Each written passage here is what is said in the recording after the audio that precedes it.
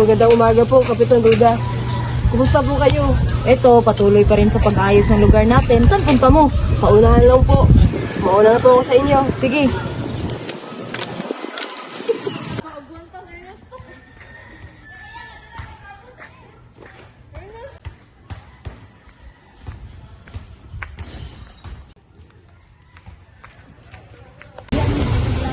Magandang araw, Aling Brusha.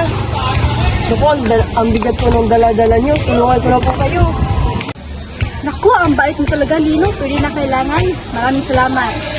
Sige po, kung ganun, mauuna na po ako sa inyo. Sige, mag-ingat ka. Oh, Itay! Ano po?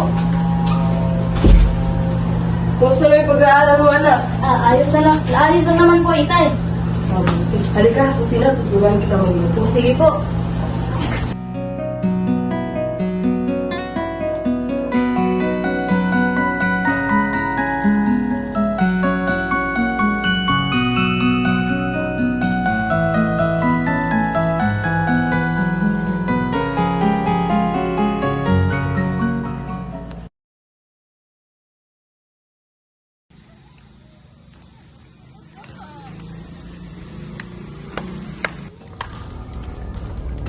Hoy, maghanap mo!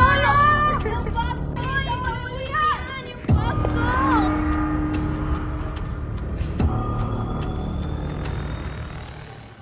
Uy, ano yan?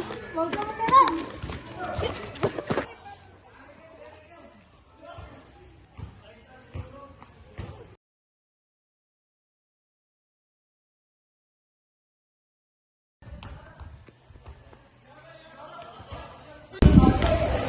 Sa iyo ba ito, binibini? Sa akin ho yan, maraming salamat. Ano kaya ang pangalan ng lalaking iyon? Hindi ko alam din.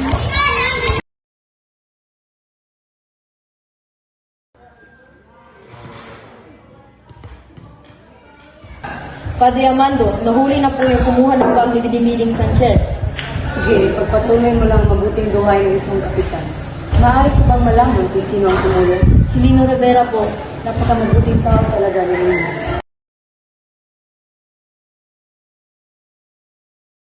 Po, tao po.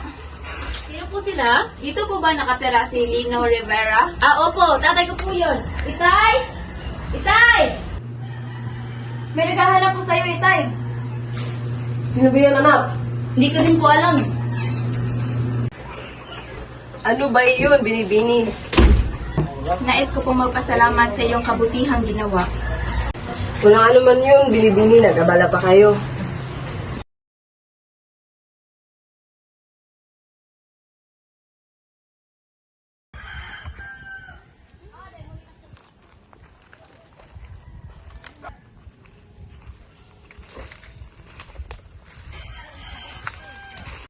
Lino, maaari ka bang kausapin?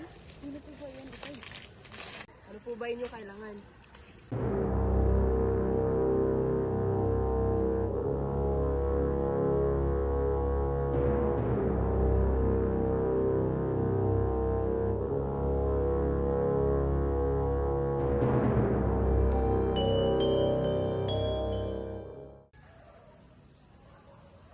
Huliin siya!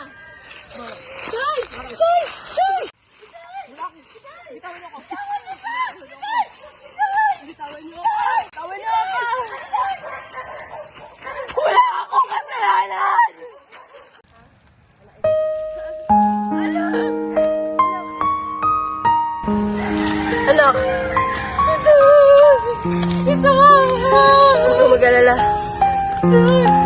Basta manalangin ka lang araw-araw. Kahit masama sila sa'yo.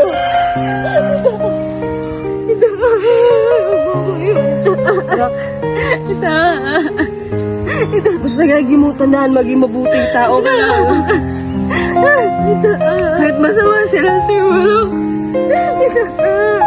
Babalik ako. Tama na yan! Tama na yan!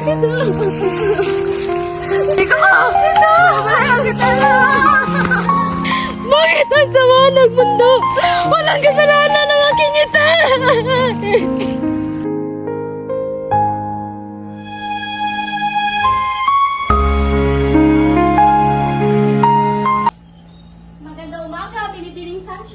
nandito na po ang pinalabhan niyo. Salamat, pakilagay na lang dyan.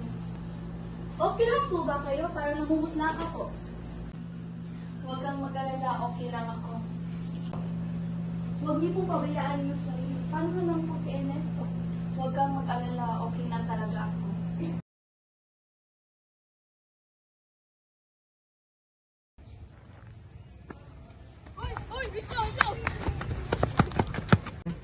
Sa wakas, nahuli ka na rin.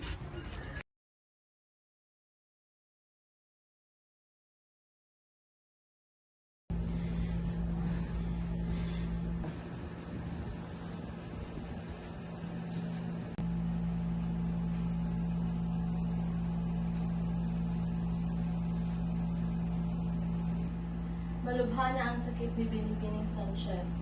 Dapat mo na itong ibalita kay Lino.